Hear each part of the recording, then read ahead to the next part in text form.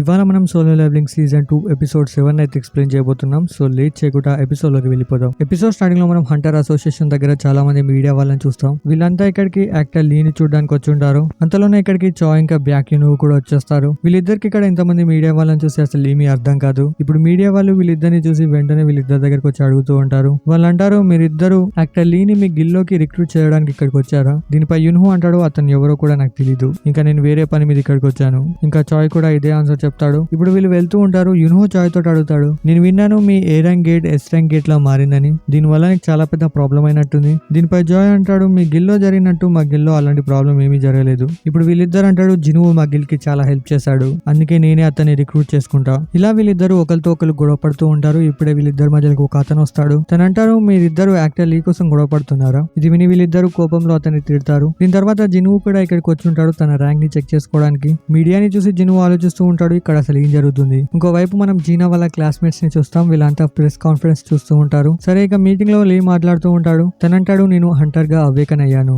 అందుకే ఇప్పుడు నేను లోపలికి వెళ్ళి నా ర్యాంక్ ని చెక్ చేసుకుంటా. ఇంకా నేను అవేకన్ అయిన కాంచి నాకు చాలా భయంగా ఉండేది. ఇప్పుడు నేను డిసైడ్ అయ్యాను, ఇప్పటి నుంచి నేను ఫీల్డ్ గిల్డ్ కింద పనిచేస్తాను. సో మనం ఇవాళ దాకా చూసిన అతని ఫీల్డ్ గిల్డ్ యొక్క మాస్టర్, ఇతని పేరు వచ్చేసి లిమ్. సో ఇప్పుడు ఇక్కడ ఉన్న రిపోర్టర్స్ అడుగుతారు, అయితే నువ్వు ఇప్పుడు నీ యాక్టింగ్ కెరియర్ వదిలేస్తున్నావా? ఇది విని లీ మనసులో అనుకుంటాడు, అంత లేదు, నేను ఒక ఏ ర్యాంక్ హంటర్ అని నాకు ఎప్పుడో తెలిసిపోయింది. ఫీల్డ్ గిల్డ్ తో నా కాంట్రాక్ట్ 2 సంవత్సరాలు ఉంది. అప్పటిలోపు నేను చాలా అచీవ్మెంట్స్ చేసి మళ్ళీ యాక్టింగ్ కెరీర్ లోకి వచ్చేస్తాను. అంటే ఇతను ఇదంతా పాపులారిటీ కోసం చేస్తూ ఉన్నాడు. కానీ దీని బయటికి చెప్తాడు, నేను నా ప్రాణాన్ని రిస్క్ లో పెట్టి నేను హంటర్ గా పనిచేస్తాను. ఇంకోవైపు మనం జినుని చూస్తాం. తను లోపలికి వెళ్దామంటే కొంతమంది తనని ఆపుతారు. వాళ్ళంటారు, ఇక్కడ లీది ప్రెస్ మీట్ జరుగుతుంది. ఇప్పుడు జినుని ఇలా చూసి మిస్టర్ గో ఇక్కడికి వస్తాడు. తను అంటాడు, ఇతను నాకు కావాల్సిన వాడు, అందుకే మీరు ఇతను వదిలిపెట్టండి. ఇంకా తను లీతో అంటాడు, నేను నీకు ముందే చెప్పాను ప్రెస్ మీట్ పెట్టొద్దని. ఇదంతా విని లీకి చాలా కోపం వస్తుంది. ఇప్పుడు తను ప్రెస్ వాళ్ళతో అంటాడు, నేను ఇప్పుడు వెళ్ళి నా ర్యాంక్ ని చెక్ చేసుకుంటా. ఇప్పుడు తిని ఇలా వెళ్తుంటే జించులు తను ఆపుతాడు. జించులు అంటాడు, ఆల్రెడీ ఇక్కడ ఒకరు ర్యాంక్ ని చెక్ చేసుకుంటున్నారు, అందుకే నువ్వు కొంచెంసేపు ఆగు. ఇది విని లీ అంటాడు, నేను ఎవరో తెలుసా? దీనిపై జించులు అంటాడు, నువ్వెవరో నాకు తెలియదు, కానీ నువ్వు ఇక్కడ ఏదైనా ప్రాబ్లం క్రియేట్ చేయాలనుకుంటే అది నీ పెద్ద తప్పు అవుతుంది. ఇదంతా వినగానే లీకి చాలా భయం వేస్తుంది. ఇంకోవైపు మనం జినుని చూస్తాం. తను వెళ్తుంటే ఇక్కడికి చాయ్ ఇంకా యున్హు కూడా వస్తారు. వీళ్ళిద్దరిని చూసి ప్రెసిడెంట్ గో జినువు తోటి అంటాడు, వీళ్ళిద్దరూ ఈ రోజు రాబోతున్న రిజల్ట్ కోసం వెయిట్ చేస్తున్నారు, ఎందుకంటే 2 ఏళ్ల తర్వాత మేము ఒక ఎస్ ర్యాంక్ హంటర్ ని చూస్తున్నాం. దీని తర్వాత చైర్మన్ గోవాంగ్ జినువుని ఒక రూమ్ లోకి తీసుకెళ్తాడు. ఇప్పుడు వీళ్ళు అంటారు, నేను నీ ఎబిలిటీస్ ని తెలుసుకోవాలని అనుకుంటున్నాను, నీ దగ్గర ఎలాంటి ఎబిలిటీస్ ఉన్నాయి? దీనిపై జినువు ఒక సోల్జర్ ని సమన్ చేస్తాడు. ఇప్పుడు ఇక్కడ ఉన్న తను అడుగుతాడు, నువ్వు కేవలం సమనింగ్ మ్యాజిక్సే చేయగలవా? దీనిపై జినువు అంటాడు, అవును, ఇంకా వేరేవి కూడా చేయగలను. ఇప్పుడు ప్రెసిడెంట్ గో అంటాడు, జించుల్ని గురించి చాలా విషయాలు చెప్పాడు, నువ్వు దీనికంటే ఎక్కువ సోల్జర్స్ ని సమన్ చేయగలవు కదా? ఇది విని ఇక జినువు దగ్గర ఈ ఆప్షన్ ఉండదు, అందుకే తను తన ఆర్మీని మొత్తాన్ని సమన్ చేస్తాడు. ఇక ఇదంతా చూసి చాయ్ షాక్ లో ఉంటాడు. ఇక్కడ జిన్హు ఆలోచిస్తూ ఉంటాడు, ఇతను నాకంటే పవర్ఫుల్ గా ఉండు, అయితే ఇదేనా ఇతను నిజమైన పవర్? ఇక జిన్హు అనుకున్నట్టు తను ఒక ఎస్ ర్యాంక్ హంటర్ గా మారిపోతాడు. ఇక తనకి ఎస్ ర్యాంక్ హంటర్ లైసెన్స్ కూడా వస్తుంది. ఇక జిన్హు నెక్స్ట్ గోల్ వచ్చేసి డీమన్ క్యాసిల్ లోకి వెళ్ళడం ఆర్టిఫెక్ట్స్ తో కలిసి. ఆర్టిఫెక్ట్స్ గురించి మనం ఇంతకు ముందే మాట్లాడుకున్నాం, ఇంకా దీని గురించి అవసరం లేదనుకుంటా. ఇక మిస్టర్ గో జిన్హుకి బెస్ట్ ఆఫ్ లక్ చెప్తాడు. ఇప్పుడు జిన్హు వెళ్తుంటే అక్కడ చాయ్ ఇంకా బ్యాక్ యున్హు జిన్హు కోసం వెయిట్ చేస్తూ ఉంటారు. వీళ్ళిద్దరూ జిన్హుకి కంగ్రాచులేషన్స్ చెప్తారు. ఇక్కడ వీళ్ళిద్దరూ జిన్హు తోటి మాట్లాడడానికి ట్రై చేస్తూ ఉంటారు, వాళ్ళ గిల్లోకి తీసుకోవడానికి. కానీ జిన్హు ఇక్కడ వీళ్ళిద్దరిని మళ్ళీ ఇగ్నోర్ చేస్తాడు. ఇలాగే జిన్హు వెళ్తుంటే ఒకటేసారి షాక్ అవుతాడు. దీని తర్వాత మనం జిన్హు వాళ్ళ చెల్లిని చూస్తాం. ఈమె లైవ్ లో న్యూస్ చూస్తూ ఉంటుంది. దానిలో తనకు తెలుస్తుంది జిన్హు 10th ఎస్ ర్యాంక్ హంటర్ అయ్యాడని. ఇది విని వీళ్ళంతా షాక్ లో ఉంటారు. ఇంకా ఈ న్యూస్ ని మైనింగ్ టీం వాళ్ళు చూస్తూ ఉంటారు. ఇంకా జూయి చూస్తుంది. ఇంకోవైపు చాహే కూడా ఈ న్యూస్ ని చూస్తుంది. ఇక్కడ మనం జిన్హు దగ్గర చూస్తే అంతా మీడియా వాళ్ళే ఉంటారు. పాపం ఇక్కడ లీ ఉన్నాడన్న సంగతి కూడా ఎవరికి గుర్తులేదు. ఇక ఇంకోవైపు మనం జిన్హుని చూస్తాం. తను వాళ్ళ డాడీతో మాట్లాడుతూ ఉంటాడు. తను అంటాడు, నేను జిన్హుని ఒప్పించలేకపోయాను. ఇప్పుడు మనం ఇయ్యాలదాకా జరిగిన కాన్వర్జేషన్ ని చూస్తాం. ఇక్కడ జిన్హు అంటూ ఉంటాడు, నన్ను క్షమించు, నేను ఒంటరిగా కొన్ని పనులు చేయాలని అనుకుంటున్నాను, దానికోసం నేను ఇంకా బలంగా తయారవ్వాలి. ఇక నేను ఏదో ఒక ఆర్గనైజేషన్ లో జాయిన్ అవ్వడం వల్ల నా ప్రోగ్రెస్ చెడిపోతుంది. ఇంకా జిన్హు అంటాడు, నువ్వు నాతో జాయిన్ అవ్వు. ఇక ఇదంతా విని వీళ్ళ డాడీకి చాలా కోపం వస్తుంది. వాళ్ళ నాన్న అంటాడు, ఫస్ట్ టైం నువ్వు మీ అన్న పొజిషన్ ని తీసుకోవాలని అనుకున్నావు, ఇంకా నువ్వు ఇప్పుడు వచ్చి అతనితో పనిచేస్తానని చెప్తున్నావు. ఇదంతా విని జిన్హుతో గడిపిన మూమెంట్స్ అన్నిటిని గుర్తు తెచ్చుకుంటాడు. ఇంకా వాళ్ళ నాన్నతో అంటాడు, అవును, నేను అతనితో కలిసి పనిచేస్తాను. ఇంకోవైపు మనం జిన్హుని చూస్తాం. తనకి ఇంతమంది మీడియా వాళ్ళని చూసి అసలు ఏం చేయాలో అర్థం కాదు. ఇప్పుడు బేక్ అంటాడు, హే, నిన్ను నేను ప్రశాంతంగా ఇంటికి తీసుకెళ్తా.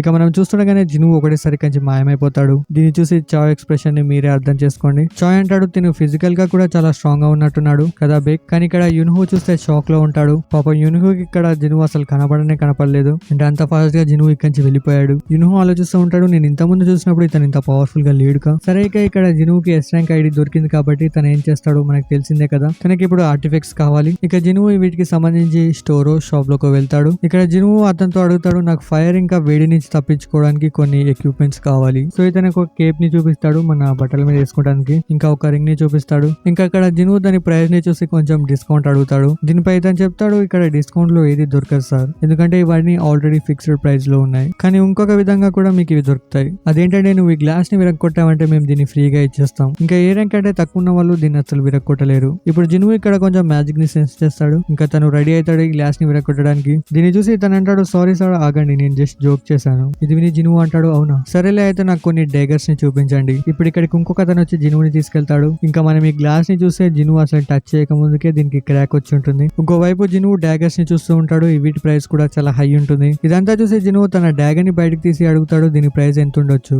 ఇప్పుడు జినువు డాగర్ ని చూసి తను అంటాడు, దీనికి 100 బిలియన్ ఉండొచ్చు సార్. కానీ ఇక్కడ మనకు తెలుస్తుంది జినువు దీన్ని కేవలం 2 మిలియన్ కే తన స్టోర్ లో తీసుకున్నాడు. దీన్ని బట్టి చూసుకుంటే జినువుకి స్టోర్ లో దొరికేవన్నీ అంతగా యూజ్ అవ్వవు. ఎందుకంటే 100 బిలియన్ అన్నదే తనకి 2 మిలియన్ లో దొరికిందంటే ఇక మనమే అర్థం చేసుకోవాలి. ఇక తను ఏమీ తీసుకోకుండా ఇక్కడి నుంచి వెళ్ళిపోతాడు. దీని తర్వాత మనం నైట్ యునోని చూస్తాం. తను ఇంకా పాపం జినువు గురించి ఆలోచిస్తూ ఉంటాడు. తను అంటాడు, ఇతను ఇంత పవర్ఫుల్ గా ఎలా మారాడు అసలు, ఇంకా ఇతని రీఅవేకనింగ్ ఎప్పుడో కంప్లీట్ అయి ఉండాలి, అయినా కానీ ఇతను ఇంత పవర్ఫుల్ గా ఎలా ఉన్నాడు, లేకపోతే ఇతను మళ్ళీ రీఅవేకన్ అవ్వగలడు. ఇంకోవైపు మనం జిన్హాని చూస్తాం. తను కిటికీలో నుంచి బయటికి చూస్తూ ఉంటుంది. ఇంకా బయట ఏ రిపోర్టర్ లేడని చెప్పి ప్రశాంతంగా ఉంటుంది. ఇదంతా చూసి జిను అంటాడు, నువ్వు రిపోర్టర్స్ గురించి ఆలోచిస్తున్నావా, అసోసియేషన్ వాళ్ళు వాళ్ళని పంపించినట్టున్నారు. ఇది విని జీనా జినువుని తిడుతూ ఉంటుంది, ఇదంతా నీ వల్లే జరిగిందని. ఇప్పుడే వీళ్ళ ఇంటి బయట ఎవరో డోర్ నాక్ చేస్తూ ఉంటాడు. ఇక్కడ జినువు ఒక రిపోర్టర్ అనుకుని కోపంగా డోర్ ఓపెన్ చేస్తాడు. అక్కడ చూస్తే జిన్హో ఉంటాడు. ఇప్పుడు జిన్హోని చూసి జినువు వాళ్ళ చెల్లితో అంటాడు, నేను ఇతనితో కలిసి ఒక వారం బయటికి వెళ్తున్నాను. కానీ ఇక్కడ జినువు చెప్పేది అబద్ధం. దానిలో జిన్హో కూడా జినువుకి హెల్ప్ చేస్తూ ఉంటాడు. ఇక దీని తర్వాత నైట్ జిన్హో కూడా వీళ్ళ ఇంటి దగ్గరనే పడుకుంటాడు. ఇక వీళ్ళంతా పడుకున్న తర్వాత జినువు వాళ్ళ సోల్జర్స్ ని బయటికి తీస్తాడు. వీళ్ళు కార్గల్ గా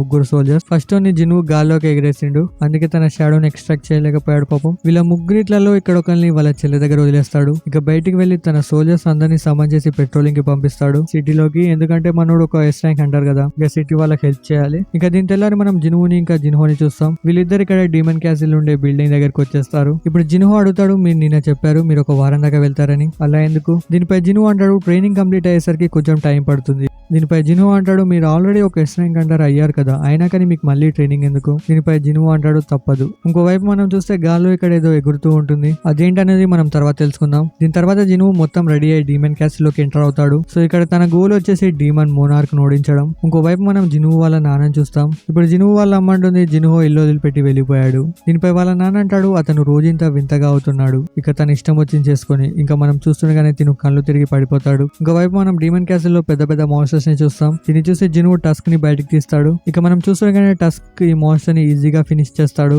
ఇక జిన్హో డిసైడ్ అవుతాడు, స్పేర్ ఆఫ్ ఎంప్రెస్ ని టస్క్ చేతుల్లో పెడితే బాగుంటుందని. ఇంకోవైపు మనం జిన్హో వాళ్ళ డాడీని చూస్తాం. ఇక్కడ మనకు తెలుస్తుంది ఇతనికి ఇక్కడ ఇటర్నల్ స్లీప్ డిసీజ్ వచ్చిందని. సో ఇదంటే ఏంటంటే నాకు అర్థమైంది చెప్తున్నా. సో ఇలాంటి వాళ్ళ పక్కన ఎవరైనా హంటర్స్ ఉన్నప్పుడు వాళ్ళ బాడీలో నుంచి వచ్చే మ్యాజిక్ ని వీళ్ళ బాడీ తట్టుకోలేదు. సో అదే ఈ డిసీజ్. ఇదంతా విని తిను చాలా బాధపడిపోతూ ఉంటాడు. ఎందుకంటే ఒక మ్యాజికల్ వరల్డ్ లో తను ఒక మ్యాజిక్ ని తట్టుకోలేకపోతున్నాడంటే తనకి బాధాకరమైన విషయమే. ఎనీహౌ ఇంకోవైపు మనం ఇద్దరు హంటర్స్ ని చూస్తాం. వీళ్ళిద్దరు వెళ్తుంటే వీళ్ళ ముంగడ ఒక యాంట్ మాన్స్టర్ ఉంటుంది. ఇవి జేజు ఐలాండ్ లో ఉండే యాంట్ మాన్స్టర్స్. వీటికి రెక్కలు వచ్చాయని చెప్పారు కదా, అవే ఇవి. చూస్తుంటే ఇది ముందు చాలా ఇంట్రెస్టింగ్ గా ఉండబోతుంది. సరే ఇక ఇంకోవైపు మనం జినువుని చూస్తాం. ఇక్కడ జినువు తన సోల్జర్స్ ని 5-6 గ్రూపులుగా డివైడ్ చేసి వేరే ప్లేసెస్ కి పంపిస్తాడు మిషన్స్ ఈజీగా కంప్లీట్ చేయడానికి. కానీ ఇక్కడ జినువుది ఆర్స్ గ్రూప్ ఏదైతే ఉందో వాళ్ళంతా చనిపోతారు. ఇదంతా చూసి జినువు ఆలోచిస్తూ ఉంటాడు, ఎవరో ఇది టార్గెట్ చేశారని. ఇంకా జినువు ఇక్కడ మొత్తం ప్లాన్ వేస్తాడు, నేను ఏ గ్రూప్ ని ఏ ప్లేస్ కి పంపించానని. ఇదంతా ఆలోచించాక జినువుకు అర్థమైపోతుంది వీళ్ళు ఫస్ట్ వీక్ గా ఉండే గ్రూప్ మీదకి అటాక్ చేస్తున్నారని. అంటే వీళ్ళకి సొంతంగా ఆలోచించే శక్తి ఉంది. ఇక దీన్ని బట్టి చూసుకుంటే వీళ్ళ నెక్స్ట్ టార్గెట్ వచ్చేసి ఐస్ బియర్స్. దీని తర్వాత మనం కొన్ని మాన్స్టర్స్ ని చూస్తాం. వీళ్ళంతా ఇక్కడ జినువు అనుకున్నట్టే ఐస్ బియర్స్ మీదకి అటాక్ చేస్తూ ఉంటారు. ఇక వెనకంగా జినువు ఇన్విజిబుల్ ఇదంతా చూస్తూ ఉంటాడు. ఇక ఫైనల్ గా జినువు వీళ్ళ ముందడికి వస్తాడు. చూస్తుండగానే వీళ్ళిద్దరి మధ్యలో ఫైట్ మొదలవుతుంది. ఇక దీంతో ఎపిసోడ్ ఇక్కడే కంప్లీట్ అయిపోతుంది. ఐ హోప్ ఈ ఎపిసోడ్ మీకు నచ్చిందని అనుకుంటున్నా. నచ్చితే కింద కమెంట్ చేసి చెప్పండి. ఇంకా సోలో లెవెలింగ్ 6th ఎపిసోడ్ నేను డిలీట్ చేశాను. మీరు ఎవరైనా చూడలేదంటే కింద కమెంట్ చేసి చెప్పండి, నేను మళ్ళీ దాన్ని రీఅప్లోడ్ చేస్తాను. ఇంకా మీలో ఎవరైనా బ్లీచ్ చూడాలని అనుకుంటున్నారంటే నేను దాన్ని నా సెకండ్ ఛానల్ లో ఎక్స్ప్లెయిన్ చేస్తూ ఉన్నాను. మీరు కనుక దాన్ని చూడాలంటే దీని డిస్క్రిప్షన్ లో లింక్ ఉంటుంది, వెళ్ళి చెక్ చేయండి. ఇక అంతే, వెళ్లే ముందు ఈ వీడియోకి లైక్ చేయడం మర్చిపోకండి. ఛానల్ కూడా కొత్తగా సబ్స్క్రైబ్ చేసుకోండి. బాయ్.